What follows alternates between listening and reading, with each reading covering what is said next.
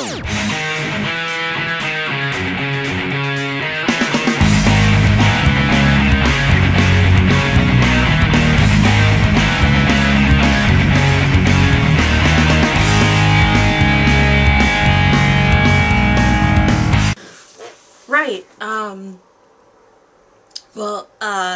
this is my incredibly late review of Breaking Dawn Part 2 as part of the Twilight Saga of films. Sorry, I'm getting a little bit of a cold. I've been sniffly and coffee for a little while. Should have written something beforehand, probably. Really, and I'm sure that you've already heard, this is the probably only Twilight film worth anything, really.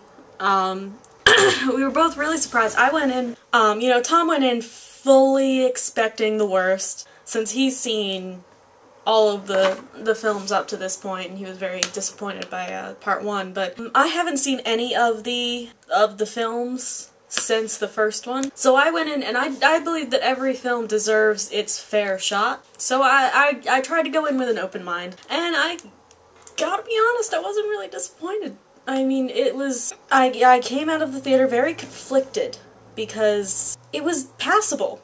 I mean, it was actually, like, borderline good. I love how they did the climax. I think it was a lot better than the books. And they actually, for once, used the medium of film to their advantage, because I don't think that you could have gotten away with doing something like that and having it be effective in a writing setting. I mean, I guess you could, but it would take a lot of finagling, which I don't think that Myers is skilled enough for. As far as, Bella, it seems like Kristen Stewart and the entire cast was given like a fresh set of batteries going into this film. You know, suddenly, after their marriage and you know, after the birth of their child, once the power dynamic is kind of equalized, Bella and Edward's relationship becomes wildly more healthy. They seem to have more of a give and take with each other, as opposed to just this weird abusive thing they had going on. I've always thought that the kid was kind of funny because, you know, she doesn't cry, she doesn't, you know, do anything like, and she grows out of her most annoying, like, stage so quickly, so it's like a housewife's dream, which is not surprising considering who wrote it. Yeah, I mean, the kid is cute or whatever. Also, Aro, Michael Sheen is a very, creepy motherfucker. Oh, I'm not supposed to swear on this channel. Sorry, Tom.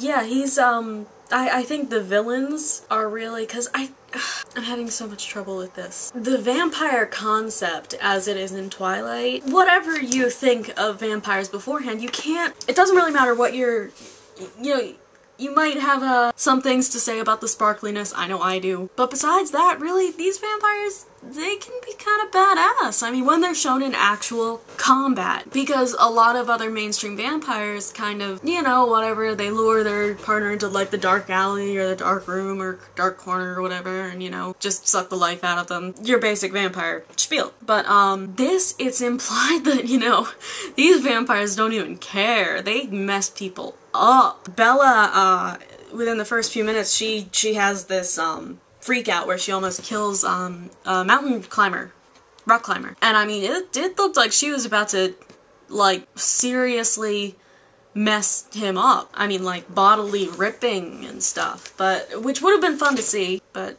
no, we can't have our heroine rip some guy in half.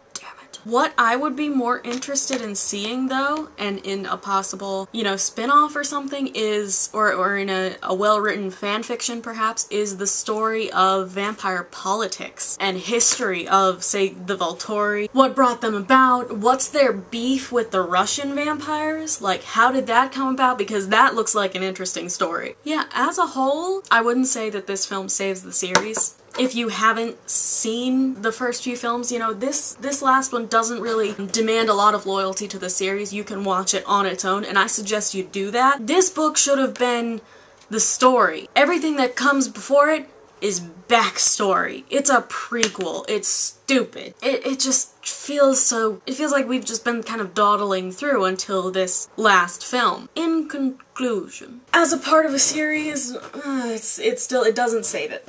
It doesn't make the series suddenly good. On the other hand, taken as itself, by itself, without any of those other factors, I'd say, yeah, red box it, you know? Some popcorn, some friends, movie night, whatever. I give it a solid B-. B-, that's not a thing to sniff at. Okay, lovely faces. I'm gonna take a nap, because I think I might be getting sick. Okay. Bye-bye. If you enjoyed this video, give it a like, a favorite, subscribe to the channel, post it on Facebook, Twitter, Tumblr, Google+, Reddit, something awful, spray paint on buildings, make a flag of it, get it tattooed in your forearm, get it branded into your forehead. This is SickSlickProductions saying keep the spirit of the movies alive. So, you know, stuff. Maybe I'll just sit here now and just, like, doodle. And then when Tom sees the time, he's gonna be like, 45 minutes, what did you talk about? And then he'll make me edit my own from now on, so maybe I should do that. He's still gotta edit my but Tom, I don't have the software.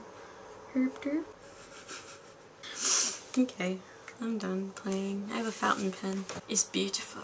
I think it's so cool that they make disposable fountains now. Because they're cheap and they're wonderful. Anyway,